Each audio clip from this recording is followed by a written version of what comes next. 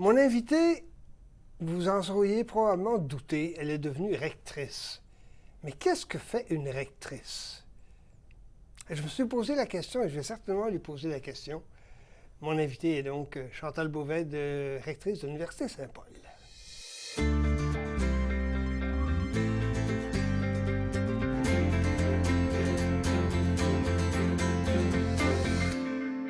Chantal Beauvais, bonjour. Bonjour. Qu'est-ce que ça fait une rectrice? Qu'est-ce que ça fait? Oh là là! Ça, je dis souvent à nos employés cadres qu'on recrute qu'on se promène dans un ascenseur. Alors, parfois, on est dans la stratégie au 13e étage. Parfois, on est dans les corridors à parler aux gens. On est au premier étage. Et toute la journée, on se promène du bas en haut. Et puis, c'est assurer une présence, premièrement, une présence, je dirais, de la mission, de la vision et des valeurs. Pour moi, mon travail, c'est ça. Une sorte de travail d'animation pour que les gens comprennent où ils sont et pourquoi c'est important. La mission de l'Université Saint-Paul, et les gens s'en rappellent, peut-être oui, peut-être non. Je ne suis pas sûr que les gens s'en rappellent. Il y a quand même une mission à tendance un peu, comment je dirais, philosophique et catholique, si je peux. Est-ce que je restreins ça beaucoup trop ou non? Ou est-ce que... Non. En fait, l'université a été fondée par les Pères Oblats en 1848. On partage un cheminement avec l'Université d'Ottawa jusqu'en 1965, où là, l'université est devenue, Saint-Paul est devenue séparée de l'Université d'Ottawa. Mais oui, c'est une université catholique. Et c'est une université qui répond aux normes édictées par le Vatican. Donc, il y a une charte du Vatican qui a été octroyée à l'Université Saint-Paul. Alors, on a une charte du Vatican et une charte civile. Puis en gros, c'est la charte du Vatican, c'est un énoncé avec des normes à rencontrer, des indicateurs de succès, etc. La même chose que dans les programmes gouvernementaux. Et donc, nous avons deux chartes, une du Vatican puis une civile. Et donc, ça complique les choses un petit peu, là, pour que les gens qui essayent de nous comprendre. Alors, nous offrons des diplômes civils et des diplômes ecclésiastiques, c'est-à-dire ceux qui sont émis à partir de la charte du Vatican. Donc, il y a encore une faculté de théologie, une faculté de droit canonique. C'est un drôle de nom, mais c'est le droit appliqué aux affaires de l'Église. Mais à part ça, on offre toute une panoplie de programmes en sciences humaines et sociales, qui, eux, ne sont pas nécessairement des programmes visés par la Charte du Vatican. Très intéressant de voir qu'il y a quand même l'Église catholique qui est-ce que l'Église a vraiment un mot à dire? Vous avez une charte, bon, je comprends quelle est l'utilité de la charte, bien sûr, mais est-ce que l'influence de la charte comme telle sur les cours, sur les profs, sur les étudiants, l'empreinte est encore très forte, ou est-ce qu'il y a eu un débalancement à un moment donné entre le civil et le religieux, si on peut raccourcir les choses? C'est une question qui mériterait une réponse longue, mais je vais m'en abstenir. Je vais plutôt... il y a deux façons de comprendre la question. Alors, est-ce que, par exemple, on parle de théologie dans tous les cours à l'Université Saint-Paul? Non. Est-ce qu'on parle de l'Évangile ou de Jésus dans tous les cours à l'Université Saint-Paul? Non. Donc, en ce sens-là, les sciences humaines ont leur propre, on pourrait dire leur propre chantier, la théologie et le droit canonique aussi. Par ailleurs, l'Université catholique, en tant que telle, a une certaine vision de l'éducation et des valeurs aussi attachées à ça. Et puis nous, on souscrit à ça, même dans nos programmes de sciences humaines. Par exemple, tout ce qui s'appelle combattre la pauvreté, combattre l'exclusion, plus de justice sociale, plus de paix. Ça, c'est des valeurs qui découlent directement de la pensée sociale de l'Église catholique. Alors nous, on les met en œuvre d'une façon contemporaine pour un public large à l'Université Saint-Paul. Et du côté non religieux, est-ce que c'est le même phénomène à ce moment-là? C'est la même façon de procéder ou non? Bien, c'est un peu différent. C'est un peu différent à cause des auditoires qui sont différents, puis aussi selon les disciplines. Alors, je vais prendre une école, l'école de counseling et de psychothérapie. Leur mandat à eux, c'est la guérison. souvent, c'est la guérison des relations humaines brisées. Bon, bien, on n'a pas besoin d'en mettre plus que ça. C'est déjà une valeur importante pour les croyants et les croyantes. Mais c'est une valeur partagée par tout le monde. Tout le monde souhaite que les relations humaines soient brisées, soient guéries. Donc, c'est un peu en ce sens-là. On est dans un chantier où ça répond à la fois aux besoins d'un auditoire chrétien et à la fois à un auditoire beaucoup plus large. Donc, on essaie de trouver des valeurs communes. Mais parlons de valeurs, justement, Chantal Beauvais, j'ai l'impression, pour avoir scruté un peu le dossier, j'ai comme l'impression, justement, que la notion de valeur est extrêmement importante à l'Université Saint-Paul, et peut-être plus à l'Université Saint-Paul que, je ne sais pas, à l'Université de Montréal ou à Bishop ou à McGill ou peu importe. J'ai comme l'impression que c'est une coche un tout petit peu, pas supérieure ni inférieure, mais une coche différente. Oui, donc les valeurs, ce sont des valeurs humanistes. C'est sûr que si on regarde les énoncés de valeurs de toutes les universités, il va y avoir, par exemple, le mot « excellence » dedans. Bon, nous, on n'a pas le mot « excellence », on a engagé, humaine, ouverte, spirituelle. Donc, ces valeurs-là, c'est des idéaux qu'on essaye de vivre au quotidien, qu'on essaye aussi de mettre en œuvre dans nos programmes. Donc, c'est vraiment des choses importantes, c'est ce qui nous anime au quotidien. Puis, quand il arrive des conflits ou quand il arrive des moments où on ne sait pas trop quoi décider, on se réfère à ça. Oui, on se réfère à ça. Oui.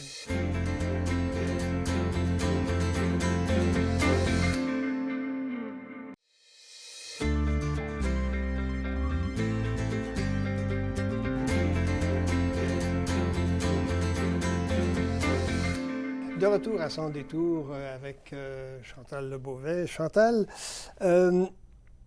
j'aimerais ça parce que ça demeure un temps soit peu nébuleux pour le commun des mortels. Comment est-ce que quelqu'un devient rectrice de l'Université Saint-Paul?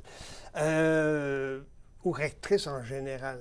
Évidemment, on va parler un peu de votre parcours, bien entendu, mais c'est assez rare, non, quand même? Les recteurs et les rectrices, il n'en pleut pas des tonnes au Canada, non? Excellente observation. Il n'en pleut pas des tonnes, puis c'est pas tout le monde qui veut faire ça. Il peut y avoir beaucoup de gens qui ont les compétences et l'expérience, mais c'est sûr que c'est un rôle qui devient de plus en plus exigeant. Il y a beaucoup de facteurs comme la diminution des subventions provinciales, etc., qui mettent les universités dans des situations très épineuses. Est-ce que c'est le rôle administratif qui est plus compliqué pour une rectrice ou un recteur, ou est-ce que c'est le rôle pédagogique, ou est-ce que c'est le rôle des relations humaines? Parce que dans ce cas-ci, évidemment, c'est important à Saint-Paul. Je pense qu'il y a les trois dimensions. Est-ce que, de notre époque, le point de vue administratif prend davantage de place? Il gruge beaucoup de temps parce qu'il faut, on est attaché à notre mission et à notre vision, mais il faut les moyens pour la réaliser. Donc, on n'a pas les contrôles nécessairement sur tous les facteurs qui influencent le financement. Donc, c'est des méchants casse-têtes pour tous les recteurs et rectrices actuellement au pays. Ça occupe notre temps, mais ce qui occupe plus mon temps, c'est vraiment l'humain. Donc, j'essaie beaucoup de rencontrer les gens, j'essaie beaucoup de savoir où ils en sont, quels sont les obstacles qu'ils rencontrent dans l'accomplissement de leur mission au quotidien. Puis des fois, bien, j'entends des choses, je ramène ça dans l'équipe, je dis, bon, bien, allez voir dans ce secteur-là, il semble y avoir une difficulté. Donc, je suis un peu comme un agent liant. Un recteur ou une rectrice, ça fait ça. Ça fait... C'est l'ascenseur, mais c'est aussi le liant, c'est ça? Oui, c'est le liant, exactement. Puis, il y a plein d'autres tâches aussi. Donc, aller chercher des fonds pour l'université auprès de donateurs, donatrices, représenter l'université, être porte-parole pour l'université, être aussi représentant de l'université auprès des instances gouvernementales. Donc, il y a de la négociation à faire, il y a de l'influence, il y a de la politique, il y a de la gestion. Donc, c'est un rôle qui est très global, qui demande, je dirais, beaucoup d'outils dans son coffre à outils. Et puis, c'est exigeant, je ne vous le cacherai pas. Il y a des journées où je rentre à la maison puis je suis fatiguée. Brûlé, comme on dit. Oui, c'est Brûlé. ça. Tout à fait. Oui. Le parcours que Chantal Beauvais a suivi, je trouvais ça très intéressant. Puis je veux qu'on revienne là-dessus. Vous êtes native de Rouyn-Noranda. Oui. La fierté vient de passer là, Oui. sans aucun doute. Parlons-en justement de Rouyn-Noranda. Ces premières années à Rouyn-Noranda, ça vous a forgé le caractère, Chantal? Je pense que oui. Je viens d'une famille où ma maman avait beaucoup de caractère et puis je pense que ça a contribué quand même à nous former un peu. Je pense que ce qui m'a aidée, ou en tout cas amenée là aussi, c'est que je suis née avec une malformation congénitale qui s'appelle une fente palatine et labiale. Ça m'a amenée à faire beaucoup de chirurgie. Puis, ma mère, pour m'encourager, me disait toujours « Tiens-toi debout, tu vas voir, ça va bien aller. Puis, si les enfants rient de toi à l'école, c'est pas grave. Puis, montre-leur que tu es capable. » Puis, donc, un petit peu du coaching comme ça, là. Puis, je pense que ça a contribué à me former dans ce sens-là, puis à essayer d'exercer du leadership. Puis aussi, je donne toujours un exemple. On vivait dans un nouveau quartier quand j'étais jeune, puis il n'y avait pas de trottoir, il n'y avait pas de parc pour aller jouer. Et puis, à un moment donné, j'étais tannée, on jouait au hockey dans la rue, puis il y avait toujours les voitures qui passaient, puis c'était dangereux. Alors, on a organisé une manifestation pour avoir un parc. Et puis, on a organisé toutes nos pancartes et tout. On a fait le tour du carré du pâté de maison. Puis, c'est ça, les médias sont venus, puis on est allé même au conseil municipal. Alors, c'est comme si, quand on arrive dans un milieu qui est peu développé, il y a de la place pour le leadership pour amener plus de développement. C'est un petit exemple, mais je me souviens très bien encore de cette journée-là. Un autre fait par rapport à cette journée-là, après la moitié du pâté de maison, il y a les enfants qui étaient tannés, là. Alors, ils sont retournés à la maison avec leurs pancartes. Puis, à un moment donné, j'avais pas grand monde qui me suivait. Je me suis découragée. Alors, j'ai tout lancé mes pancartes par terre. Je me suis dit, je m'en retourne à la maison. Et puis, ce sont les parents du quartier qui sont venus me voir et m'ont dit « Non, Chantal, c'est important, la cause. Donc, on t'encourage à continuer, puis c'est pas grave si tous les enfants, c'est pas là. Nous, on est là. On est là derrière toi. » Puis, ce sont eux, en fait, qui ont fait venir les médias puis qui ont alerté le conseil de ville. Donc, je trouvais ça intéressant de voir des adultes bienveillants dans mon paysage qui ont été là pour assurer mon développement. Puis j'en ai eu tout au long de ma vie de ça. J'ai été très, très choyée par rapport à ça. Cheminement normal, si je peux dire, école primaire, école secondaire, tout ça à Rouen, et ensuite? Bien, cheminement normal, oui, j'ai fait le primaire, secondaire à Rouen. J'ai fait une année de cégep. Je voulais devenir médecin. J'étais inscrite en sciences de la santé. Puis, j'ai complètement bifurqué. J'ai pris une année sabbatique. Je voulais entrer dans les Forces armées canadiennes comme pilote. Ça n'a pas fonctionné. Regrettez-vous? Je pose la question parce que moi aussi, j'ai voulu être soldat. Ah mais oui? Je ne pouvais pas, Oui. pour diverses raisons. Oui. Impossible de devenir soldat, alors que je trouve quelqu'un en face de moi qui veut. Bien, en fait, je voulais devenir pilote de sauvetage. Alors, je me suis réconciliée avec le fait de ne pas être dans les Forces armées en disant, bien, dans le fond, c'est d'être utile, d'aider les autres. J'ai fait du cheminement dans la réserve, cependant, pour me payer la traite un peu, on va dire ça comme ça. Et puis, c'est ça, je suis allée habiter à Trenton, justement parce que je travaillais pour la réserve. Et puis, je me suis mise à étudier la comptabilité là-bas. Puis, c'est un champ que je n'avais jamais pensé étudier. Même venant de Rouyn-Noranda, parce que c'était à la mine Noranda que vous étiez, si je me Oui, souviens j'ai travaillé bien, à la mine en venant, oui. Comme comptable, Oui. en comptabilité à tout le monde. C'est ça. C'est quand même pas si loin, c'était quand même pas si loin de votre monde. Vous avez quand même des points de repère, non, malgré tout? À Rouyn-Noranda. Oui, bien, c'est ça, à Rouyn-Noranda. Puis, donc, je suis restée là, moi, jusqu'à peu près l'âge de 22 ans. Après le travail à la mine Noranda, je suis entrée chez les Sœurs. Puis la communauté qui m'a accueillie en premier, elle était à Rouyn-Noranda. Donc après, je me suis envenue à Ottawa pour poursuivre la vie religieuse. Puis depuis ce temps-là, je suis à Ottawa-Gatineau. Je ne suis pas revenue à Rouyn depuis. Vous avez beaucoup consacré, beaucoup aimé des études en philosophie. À moins que je fasse erreur, là, j'ai comme l'impression que ça vous a touché profondément d'étudier en philo. Pourquoi? Je pense que c'est à cause de la question pourquoi, justement. Parce que j'avais étudié en comptabilité et en sciences aussi, c'est toujours, il y a une formule de départ, puis on applique la formule. C'est important parce que, bon, quand on remplit une déclaration d'impôt, il faut savoir ce qu'on fait. Mais moi, souvent, je posais la question, mais OK, mais la théorie ou la première formule que vous avez posée, d'où vient-elle? Comment ça se fait que c'est comme ça? Et puis, on avait tendance à me dire, bien, on ne s'occupe pas de ça ici, fais juste appliquer la formule, puis c'est ça qui est bon pour les tests.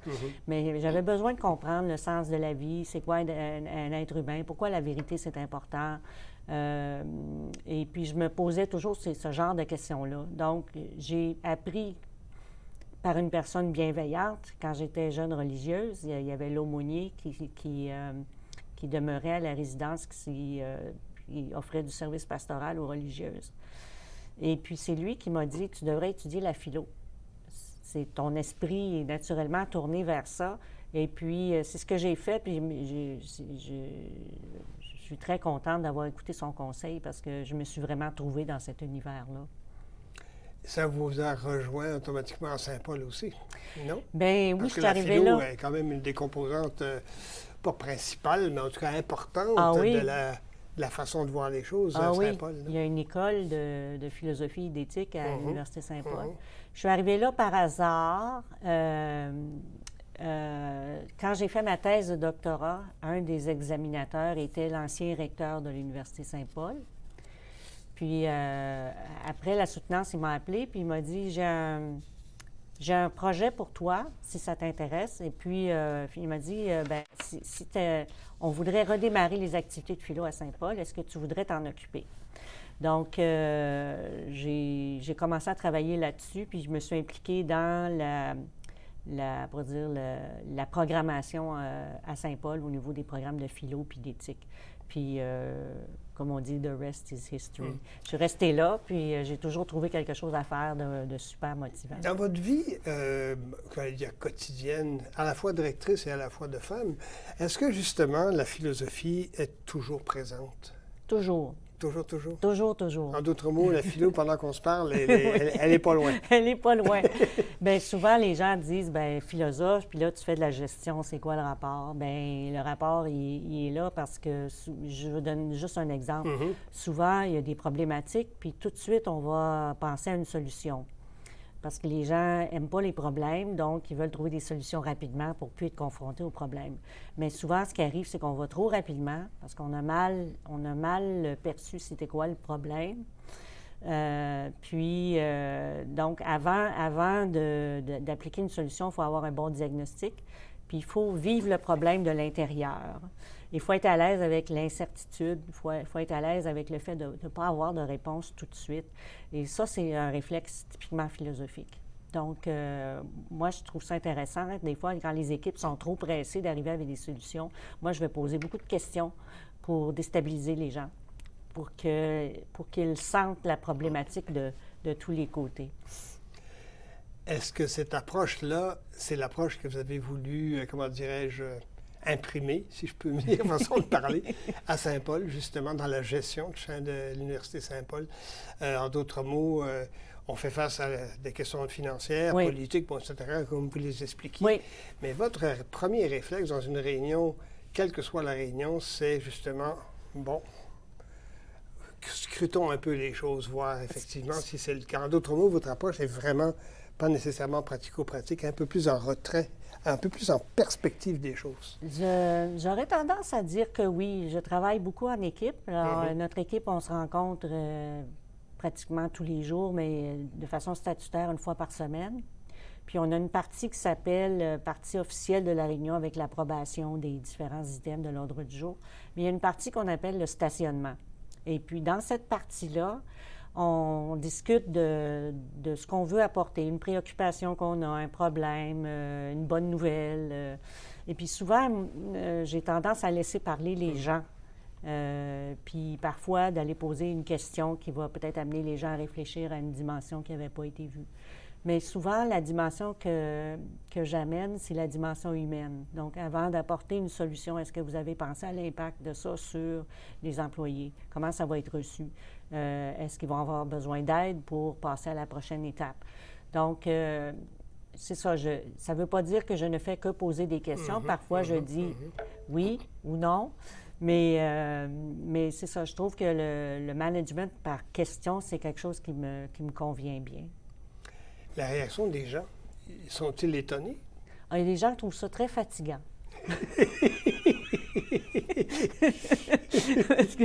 parce que parfois, je peux être tenace si je sens qu'on n'arrive pas au fondement des choses. Donc, il y a beaucoup de pourquoi, puis ça peut effectivement intimider des personnes qui voudraient qu'on soit plus A égale B égale C. Oui. Les côtés terre-à-terre. Le côté terre-à-terre et pratico-pratique. Oui, c'est ça, effectivement, tout à fait. Trouvez-vous, Chantal, que justement, que de notre époque, et là, je reviens un peu à la philo, je rejoins un peu la philo, de notre époque, on est malheureusement trop terre-à-terre et pas assez, comment je dirais, philosophique. Oui. Réflectif. Bien, ça prend des conditions pour être philosophe. Puis autrefois, là, nos grands-pères philosophes comme Platon puis Aristote, c'était des gens qui étaient dégagés, on pourrait dire, des considérations de la vie courante et passaient leur temps à réfléchir puis à penser. Donc, ça prend du silence, ça prend du retrait. Pour avoir une certaine perspective sur les choses. Alors, à l'heure actuelle, c'est pas ça qui est favorisé du tout, parce qu'on est dans l'information minute. Dans le vite. On est dans le vite. Donc, puis souvent, je regarde ça, des experts à qui on demande des opinions à des émissions d'information en continu. Je regrette que parfois, ça ne va pas très, très loin, parce qu'ils n'ont pas le temps. Ils ont 36 secondes pour faire passer une idée. Puis moi, ça me laisse toujours sur ma faim. Mais oui, je souhaite que des personnes continuent de réfléchir. Puis en gros, le but de la vie universitaire, c'est ça aussi. La vie universitaire crée un contexte pour que les chercheurs et les chercheuses aient du temps pour réfléchir, puis explorer des pistes. Au lieu d'emprunter les chemins connus, essayer de voir s'il n'y a pas d'autres façons de faire les choses. Les chemins de traverse, comme dirait Michel Rivard. Que j'aime bien, oui.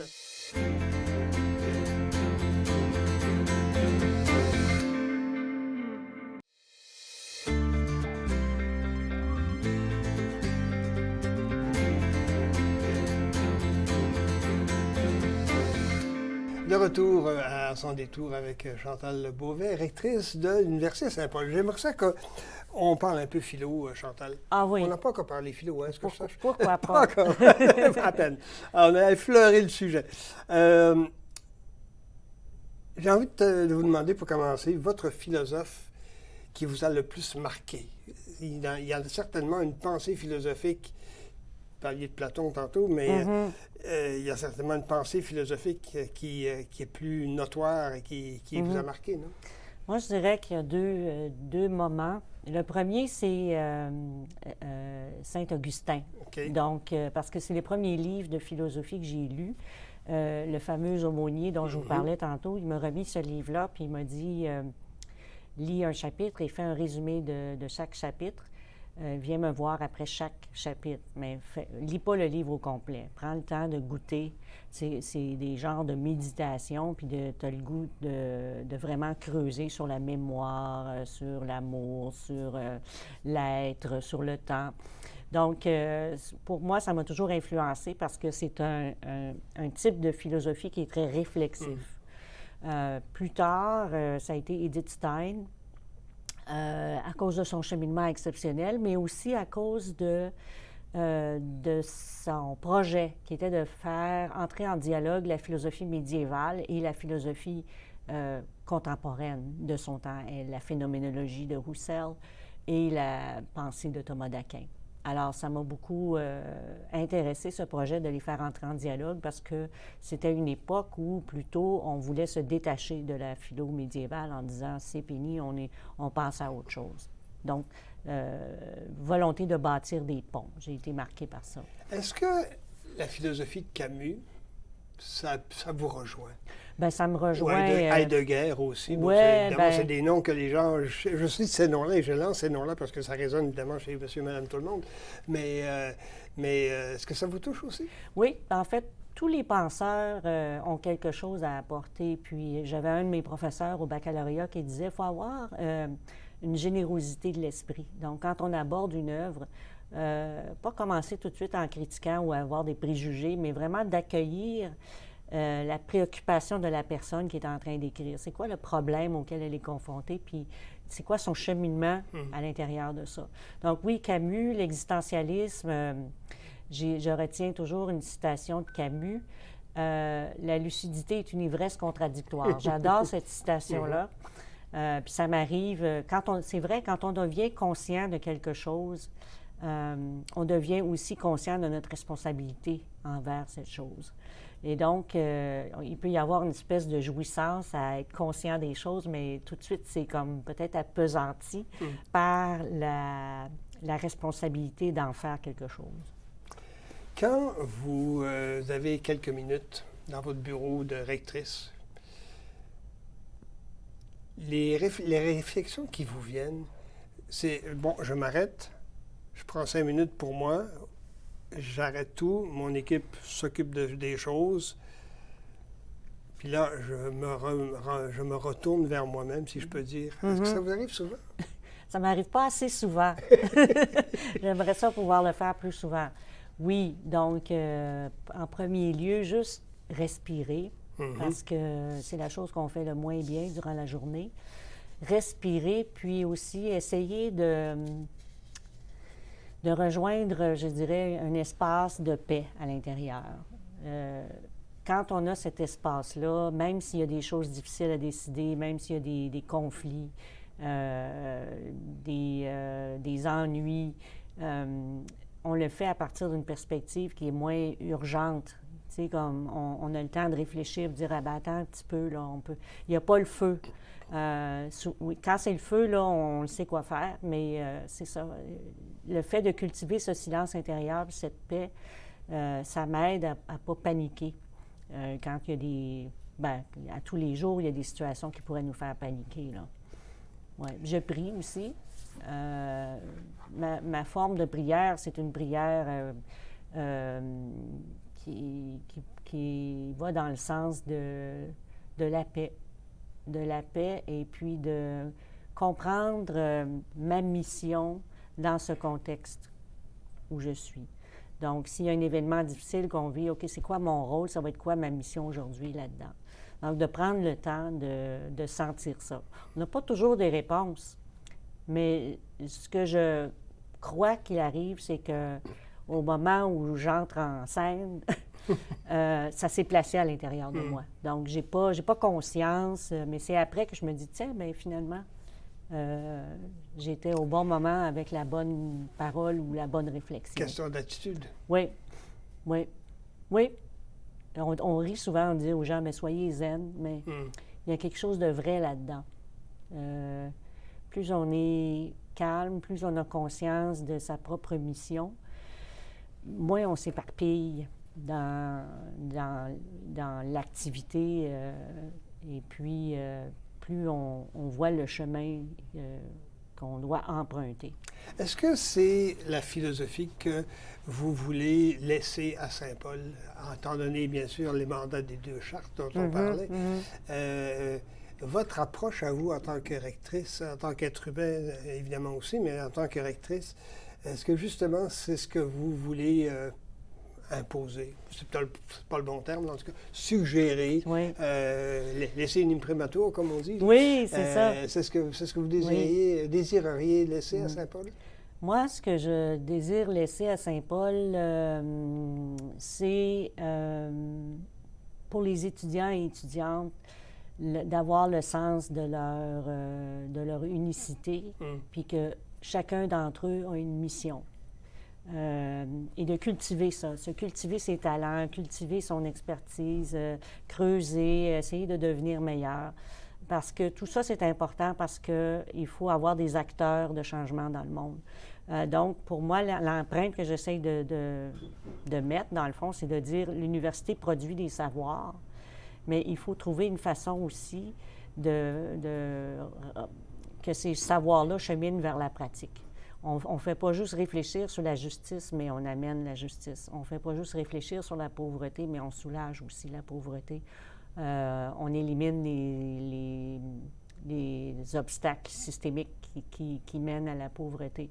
Donc, pour moi, c'est très important, le lien entre le cœur pour sentir les problèmes, la tête pour y réfléchir, et puis les mains pour agir. J'ai déjà entendu ça. Oui, hein? J'ai déjà entendu ce que vous venez de dire, oui. Chantal, oui. Oui. Je me souviens plus où j'ai vu ça dans mes recherches, mais j'ai déjà entendu ça. C'est très intéressant comme image, ce que vous apportez là. C'est vraiment ce que vous voulez laisser. Hein? Oui, ouais. Tout à fait. Tout à fait. Il y a trop de... Je dirais, le monde va mal là, en ce moment. Il y a beaucoup d'indicateurs de performance qui sont bas. Alors, je trouve que c'est important qu'on s'implique, puis qu'on s'implique avec le meilleur de nous-mêmes.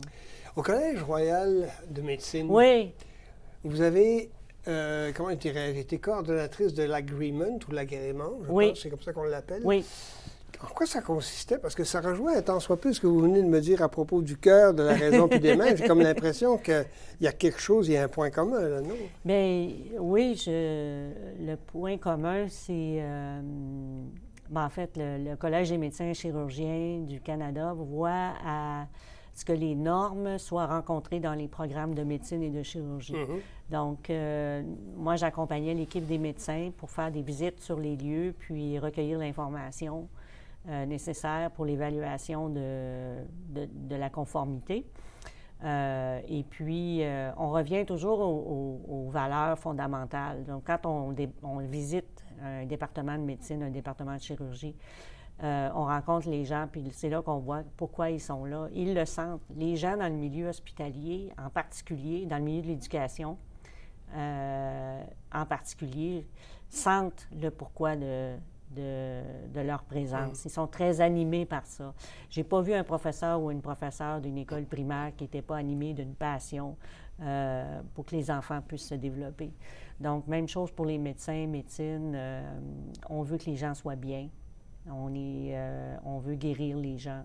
Et ça, je trouve ça touchant. Donc, quand on passe du temps un à un, on va chercher cette passion-là chez les gens.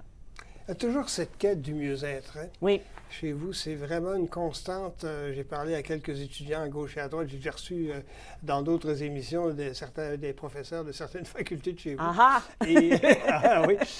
Et puis, à regarder en rétrospective, justement, c'est vraiment l'aspect humain et cet aspect-là que vous laissez et que les gens soulignent à maintes reprises. Le mieux-être, oui, ça, c'est... On revient au début. Ça, c'est la philosophie. Oui, tout à fait. Alors, l'être en philosophie, on pourrait dire, c'est la flémèche qui est à l'intérieur de nous, la flamme. Et puis, cette flamme-là a le potentiel de se développer, de devenir un feu. Puis chacun a un feu unique à offrir. Donc, on commence avec quelque chose qui est petit, qui n'est pas trop développé, mais qui a beaucoup de potentiel. Puis c'est ça qu'il faut chérir. Il faut chérir ce potentiel-là, puis essayer de le développer le plus possible. C'est ça qui mène à un mieux-être. Vous avez œuvré aussi comme professeur. Oui. Vous venez de parler des professeurs, justement, qui ont la mission dans le sang. Oui, si on peut dire. Oui. Tout à fait. Le professorat en tant que tel, le métier en tant que tel, est-ce que, justement, ça rejoignait vos valeurs de base du temps où vous étiez aux études aussi? Oui, donc, j'aime beaucoup enseigner. Même quand j'ai été dans la réserve avec les cadets de l'air, j'étais instructeur. Donc, pour moi, c'est un travail de passer à la prochaine génération. Aussi, faciliter l'apprentissage. Donc, les enfants, les étudiants, les étudiantes, ils ont déjà compris un certain nombre de choses. Mon but, c'est pas de leur dire d'apprendre par cœur ou je vais vous passer mon savoir, mais c'est plus de les aider à trouver leur chemin à l'intérieur, puis de se poser les bonnes questions. Puis, il n'y a rien que j'adorais plus que quand j'enseignais une notion particulière en métaphysique. Puis là, les gens sont un petit peu rebutés par l'idée de la métaphysique. Je trouve que c'est quelque chose de très abstrait. Alors, comment... Il y a une pédagogie associée à ça. Comment enseigner un concept comme l'être en tant qu'être ou la matière et la forme. Alors, j'avais pris à un moment donné un exemple avec du jello puis des moules à jello. Alors, le jello, c'est la matière. Le moule, c'est la forme. Et puis, alors, il y avait la forme, c'est structurant. La matière, c'est ce qui doit être structuré. Et puis, à l'examen, quand j'avais posé la question « Distinguer entre forme et matière », tout le monde a mis jello et forme. Ça avait... L'image avait frappé. Hein, oui, un peu trop peut-être. Très intéressant. C'est très intéressant de voir qu'il y a des répercussions là-dessus, bien sûr. Vous avez aussi, dans votre approche de professeur et d'administratrice, parce qu'il y a eu différents niveaux, bien sûr, vous avez été doyenne intérimaire, bon, etc., etc. Il y a aussi une constante, à mon avis, c'est de donner toujours le meilleur accès, de faciliter la chose vers les gens qui veulent se diriger dans X, Y domaine. J'ai comme l'impression que ça vous rejoint aussi profondément. Vous êtes, en d'autres mots, une espèce de pèlerine, si je peux dire, qui ouvre les chemins, si je peux dire. Est-ce que l'image est trop forte ou est-ce que ça correspond à quelque chose? L'image est peut-être un peu forte, mais c'est vrai que la question de l'accès est importante pour moi. Moi, je viens d'une famille modeste. J'avais beaucoup de mes amis qui allaient dans les écoles privées. Puis nous, on n'avait pas les moyens. Et puis, je me suis toujours dit, ça serait important que personne ne soit privé d'aller dans les institutions d'apprentissage parce qu'ils n'ont pas les moyens. J'ai rien manqué, là, je suis allée à Polyvalente puis tout ça, mais j'ai remarqué qu'il y a des gens qui avaient accès à certains services puis d'autres qui n'avaient pas accès. Et donc, c'était important pour moi. Puis au niveau de l'université, bien, c'est pour ça qu'on a fait toutes les ententes d'arrimage avec les collèges ou les décobacs qu'on appelle, là, pour permettre aux gens d'accéder à la formation supérieure, d'enlever les obstacles inutiles.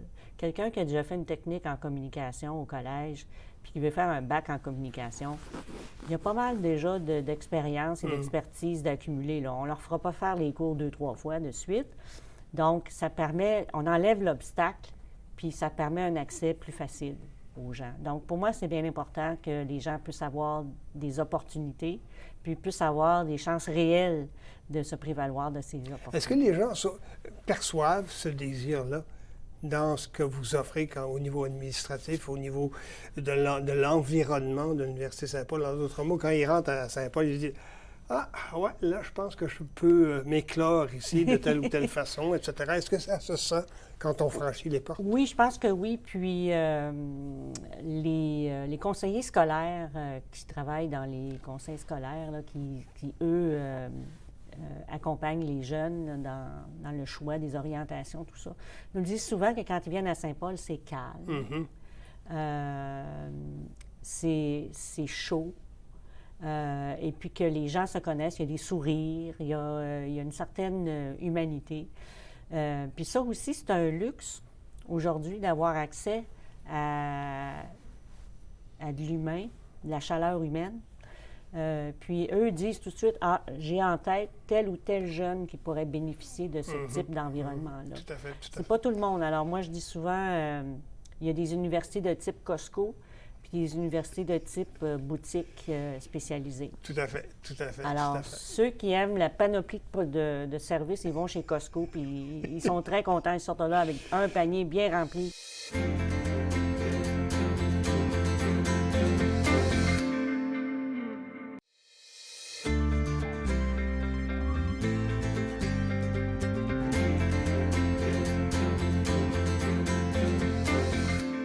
De retour à Sans détour, bien entendu, avec Chantal Beauvais, qui est rectrice de l'Université Saint-Paul. Chantal a accepté de jouer à un jeu qu'on appelle la rafale. Certainement, vous connaissez la rafale. Et donc, on va aborder ce chapitre-là et ce dernier bloc avec la rafale. Alors, qu'est-ce que vous faites, Chantal, pour vous changer les idées? Je fais des projets de rénovation dans la maison. Donc, vous êtes une manuelle. Oui. Et quel genre de rénovation faites-vous? De la plomberie, l'électricité, oui, la plomberie, déco? Je ne devrais pas dire ça. Je fais un peu d'électricité, oui. De la peinture. Bien, tant que c'est approuvé par l'électricien, oui, c'est pas un problème. Ça marche. Je n'entre pas dans les gros projets, mais quand même, réparer des choses, rénover, changer les moulures, changer les portes, changer les poignées de porte. Des petits projets comme ça qui me donnent l'impression de vraiment avoir une prise sur le réel. Ça change un peu de la philo. Oui. Effectivement. Qu'est-ce qui est le plus important? Et je dis plus important personnellement, pas nécessairement au niveau de l'administration en tant que telle de Saint-Paul. Qu'est-ce qui est le plus important, le cœur ou la raison? Le cœur. Sans aucun doute. C'est très clair, c'est très, très clair. L'importance, et je la pose parce que je trouve que cette question-là est très révélatrice aussi, l'importance des études en regard du travail. Quelle est votre position par rapport à ça?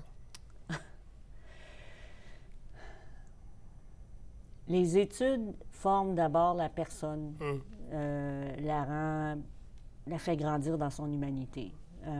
Après, oui, on espère tous avoir un travail pour gagner notre vie. Et on pense que les compétences, les expériences et les études peuvent nous permettre de nous trouver un emploi. Mais je n'aime pas la perspective que on doit confectionner des programmes universitaires spécifiquement en vue de tel ou tel emploi. Là, je trouve qu'on est dans une autre joute qui, finalement, qui ne respecte pas l'idéal noble de l'éducation. Vous avez un cellulaire? J'ai un cellulaire. Quelle application vous utilisez le plus? Des applications. Il y en a une que j'utilise beaucoup et que j'aimerais utiliser plus. C'est Sketch. Alors, c'est pour faire des dessins. Alors, je m'en sers beaucoup. J'ai fait plusieurs dessins avec ça. Je me suis découvert un petit talent caché. Artistique. Oui, oui. Quel genre de dessin? Des dessins abstraits. Et puis, j'en ai produit suffisamment pour faire une petite exposition à l'université. Puis, eh bien, on aura tout vu. ceux qui achètent les œuvres, tous les bénéfices vont aux étudiants pour des bourses ou de dépannage. Et vous créez constamment? Quand j'ai le temps. Parlons-en justement, c'est une sous-question à la question, mais quelles conditions ça vous prend pour pouvoir créer? Ça me prend beaucoup de silence. Solitude, silence? Silence. Vous êtes dans un coin et puis... Oui, je suis dans mon bureau, je ferme la porte et puis je laisse monter ce qui monte. Ça m'est arrivé une fois dans un train. Alors, tous les jours, je devais faire un parcours en train. J'étais en Irlande et puis ça prenait à peu près 30 minutes. Donc, j'avais mon application puis je me donnais ce temps-là pour dessiner. C'est ça, le silence. On a tous de la créativité au fond de soi. Il faut juste lui donner de l'espace pour s'exprimer. Parler de voyage, c'était ma prochaine question, Okay. Justement. Vous aimez beaucoup voyager? Oui, j'aime ça. Et où avez-vous voyagé particulièrement ou principalement? Beaucoup en Italie, à Rome, pour le travail. Avec les réunions avec les Pères Oblats, je suis allée des endroits où j'aurais jamais pensé aller. Je suis allée aux Philippines. Aux Philippines, parce que les Oblats ont une université là-bas. Okay. Je suis allée en Afrique du Sud. Je suis allée en Pologne. J'ai fait quand même beaucoup de pays à cause de mon implication dans l'éducation. Oui. Et donc, un lien avec l'université, avec votre approche à ce moment-là, mais c'était en tant que rectrice ou en tant que professeur ou en tant que doyenne? Rectrice. Oui, en tant que rectrice. C'est ça. Le voyage personnel qu'on a fait, mon époux et moi, c'est à Venise. Ça, on a fait ça. Venise. Venise, c'est tellement beau. C'est un peu romantique. Oui. Le cœur. Oui, effectivement, tout à fait. Venise qui manque d'eau maintenant. Oui, enfin, j'ai vu ça, oui. C'est morbide ce qu'on voit, ces images-là qu'on voit de nos jours, évidemment. Là, on s'en doute un peu. Quel spectacle, je suis sûr et certain, puisque vous avez voyagé, que vous avez vu aussi un certain nombre de spectacles, quel spectacle a pu vous toucher particulièrement, Chantal Beauvais, sur scène? Oui. C'est un spectacle de danse contemporaine, donc de Pina Bausch, qui a une troupe qui est assez connue. Moi, je n'avais pas d'affection nécessairement pour la danse contemporaine, mais quelqu'un m'a donné un billet pour aller voir le spectacle qui avait lieu ici au Centre national des arts. J'ai été complètement bouleversée. Puis encore une fois, c'était le thème de l'humain dans sa fragilité. Alors, dans sa solitude, dans son besoin des autres. Puis, les mouvements du corps, il y avait tellement de grâce dans tout ça. J'ai été vraiment touchée. Qu'est-ce que vous mettez dans vos céréales, à part le lait, évidemment? Qu'est-ce que vous mettez dans vos céréales le matin? Du sirop d'érable. Sirop d'érable? Oui. Au lieu de mettre du sucre. Au lieu de mettre du sucre, oui. Effectivement. Parlez-moi justement de la symbolique, on est en philo. Parlez-moi justement de la symbolique. Est-ce que la symbolique, pour vous, représente quelque chose d'important? Parce que l'érable, le sucre d'érable ou le sirop d'érable, c'est très symbolique pour notre pays, évidemment. Oui. Pour aussi, c'est un peu philosophique. On pourrait dire que l'érable, c'est notre philosophie, non? Oui. En fait, on peut attribuer un sens symbolique à tout. Ici, j'ai un verre. On disait tantôt, on pourrait dire verre à moitié plein, verre à moitié vide. Donc, c'est une autre façon d'aborder la réalité qui n'est pas nécessairement la raison raisonnante, mais qui est la raison qui est plus imaginative, qui nous permet de saisir la réalité à partir d'une autre perspective. C'est très utile, les symboles. Vous en avez beaucoup que vous utilisez constamment dans votre rectorat? Oui, j'utilise souvent des symboles, des images. Le cello, oui, comme dit mon réalisateur. Oui. Je trouve ça important, puis je le fais délibérément pour activer la partie créative du cerveau. Qu'est-ce que vous préférez, le sel ou le sucre? Le sucre. Pourquoi? La sensation dans la bouche. Ça fait une sensation de plénitude, tandis que le sel, ça rejoint, on dirait, un endroit plus spécifique. C'est moins agréable. C'est moins agréable, c'est ça. Et depuis qu'on a entrepris cette heure en votre compagnie, Chantal Beauvais, inévitablement, je vois souvent dans vos yeux un sourire. Oui. Parlez-moi du sens du sourire. C'est une belle philosophie. Bien sûr, on en conviendra, c'est de dédramatiser les choses, ne fût-ce qu'avec un regard ou un mot, peu importe. Mais j'ai comme l'impression que c'est extrêmement important pour vous. Oui, c'est important. Pardon. Le sourire dit la joie de l'être, exprime ceci, puis je pense que ça a un effet sur les autres. Quand on sourit, on donne le signe qu'on approche la personne avec une attitude bienveillante. Le sourire dans les yeux, c'est de l'amour. Moi, je trouve que c'est important de regarder les gens dans les yeux, puis avec bienveillance, puis aussi, je vais dire avec amour. C'est important pour moi que les gens se sentent aimés. Il y a tellement de contraires dans le monde. Donc, des fois, peut-être des employés qui vont se sentir intimidés quand je les regarde dans les yeux, mais c'est une façon... qui me regarde. C'est une façon pour moi d'établir le contact. Puis oui, avoir le sourire non seulement dans le visage, mais dans les yeux aussi. C'est la franchise. Oui, c'est ça. J'arrive et je suis là, je ne te ferai pas mal, je suis à tes côtés, je veux ton mieux-être. C'est ça, tout à fait. Quel véhicule vous conduisez? Si vous êtes conductrice. Je suis conductrice. C'est un peu ambigu, mon affaire, mais je conduis une camionnette Toyota Tacoma. Ça rejoint un peu le côté pratico-pratique de la menuiserie de tantôt. On fait du camping aussi, donc c'est très commode pour apporter tout l'équipement de camping. Parce que, justement, c'était ma prochaine question, vous faites du camping. Du vrai camping, dans une tente. Du vrai camping. Oui. Pas dans une roulotte non, avec la TV puis avec le cellulaire. Non. Parlez-moi justement de ces expériences en nature, si je peux dire. en camping, avec la tente, vous faites votre feu, vous roulez Oui. même les bâtons ou c'est des allumettes. On a des allumettes. Quand même, OK. Quand même, on a des petits luxes comme ça. Oui. Bien, moi, je trouve ça important ça permet de nous ressourcer.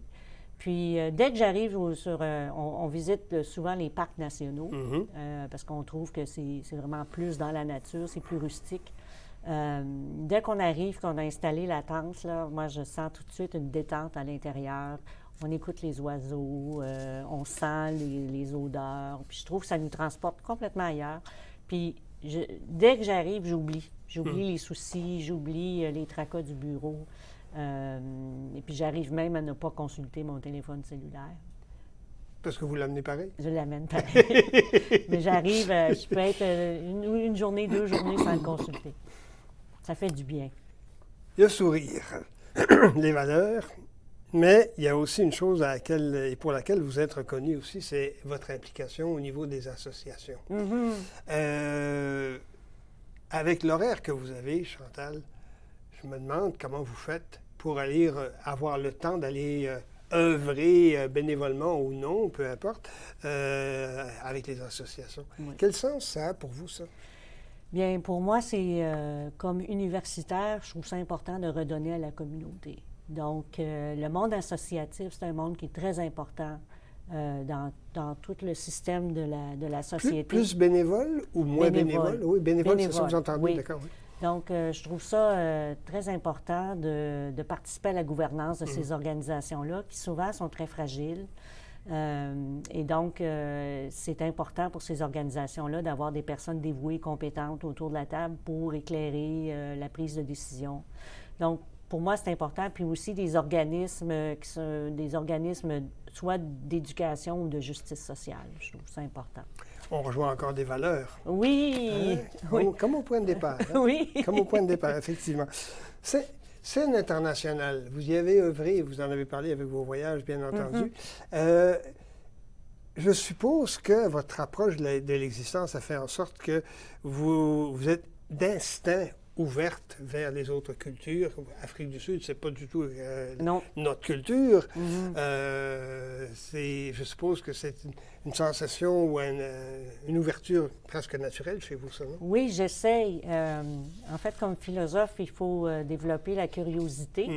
Et puis, je parlais tantôt de la personne qui m'avait dit de pratiquer la générosité intellectuelle, mais en fait, la générosité de l'accueil. Ça ne veut pas dire que c'est toujours facile. Des fois, il y a des choses qui n'entrent pas dans notre expérience. C'est la première fois qu'on voit, donc des fois, ça peut faire peur un peu. Mais pour moi, c'est important d'accueillir les gens puis que les gens se sentent accueillis aussi à l'université. Dernière chose que je veux absolument souligner, parce que ça a été souligné par maintes personnes à qui j'ai parlé de vous, bien entendu. Vous aimez que les gens se transforment. Si vous avez une chose à faire dans l'existence, c'est de faire en sorte que les gens se transforment. Qu'est-ce que ça vous apporte de voir, par exemple, un Jean-Paul Moreau se transformer, vous avez une entrevue avec Chantal Beauvais, ou quelqu'un d'autre. Je prends un exemple facile, là.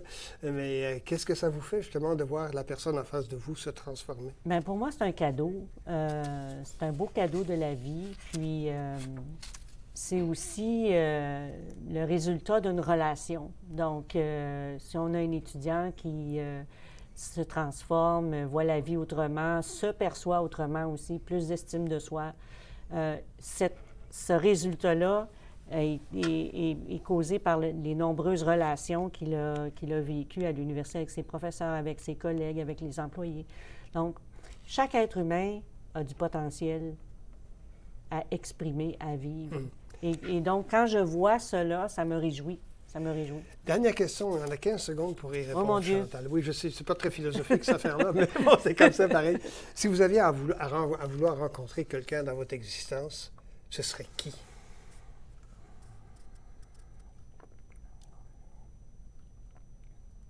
Obama. Ah oui?